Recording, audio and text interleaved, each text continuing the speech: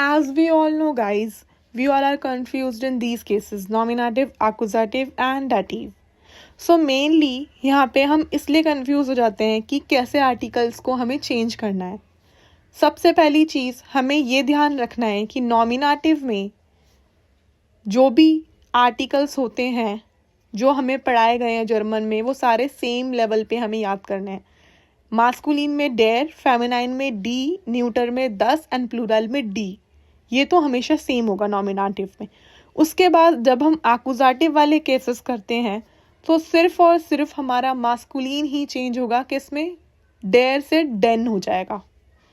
फिर जब हम डाटिव पे प्रोसीड करते हैं तो मास्कुलिन एंड न्यूटर हमारा देम देम हो जाता है यहाँ पे, और फेमिनाइन हमारा डी से डेर हो जाता है, और प्लूरल हमारा डेन हो जाता है.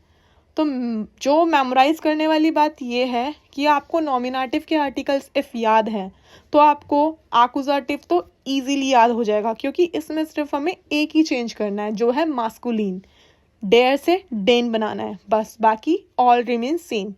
बट अगर हम डाटिव के केस की बात करेंगे तो हमें दो चीज़ें सबसे पहले माइंड में याद करनी है. वो ये है कि मास्कुलिन एंड न्यूटर को हमें डेम करना है, और फेमिनाइन को डी से डेयर करना है, और प्लूरल को देन करना है.